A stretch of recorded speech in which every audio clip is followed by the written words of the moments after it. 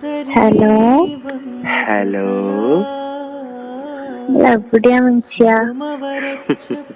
ഇവിടെ ഉണ്ടടോ. എന്ത് ചെയ്യുന്നു?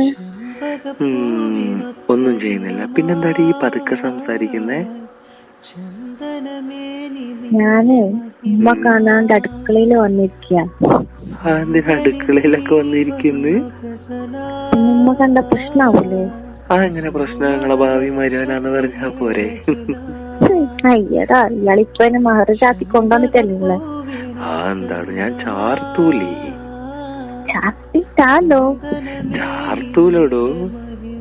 ചാത്തുമ്പോഴല്ലേ നമുക്ക് നോക്കാട്ടോ. ദൂരെയായിരുന്നാലും നീതാ എൻ മോഹവലി തെരിയുമാ? അയ്യടാ, ഞാനങ്ങ് വീണ് പോയി. അച്ഛന്റെ പൊന്നെ, വീണ് പോയത് കൊണ്ടാണല്ലോ ഈ എന്റെ പുറകെ നടക്കുന്നല്ലേ?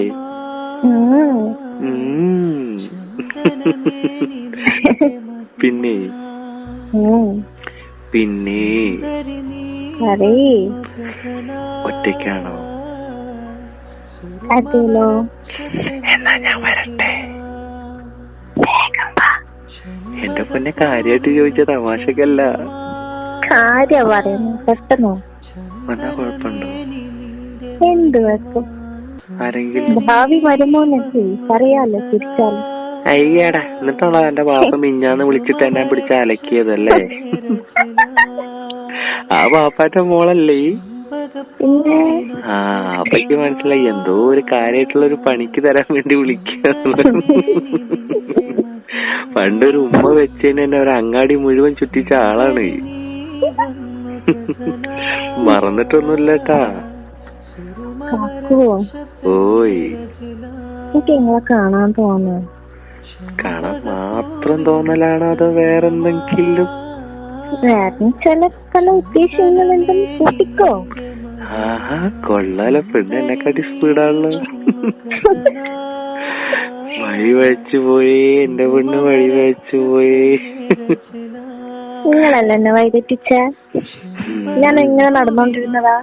അച്ചോടാ, ഞാനാ വഴി വെച്ചിട്ട്. എല്ലാണ്ട് ആ മഴ നനഞ്ഞ് കുതിർന്നു കണ്ട് എന്റെ അടുത്ത് വന്ന് എന്റെ കൺട്രോള് കളഞ്ഞതല്ല, ഞാനാ തെറ്റിച്ചല്ലേ?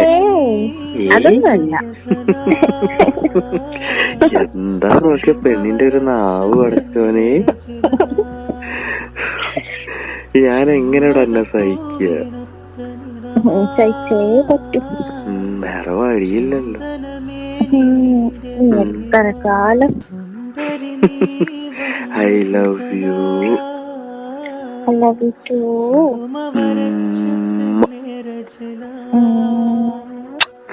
എന്റെ പെണ്ണെ, അതെന്നെ കിട്ടിയ പെണ്ണെ ഹൃദയം തകർന്നു പോയടി. അയ്യോ, തകർക്കല്ല.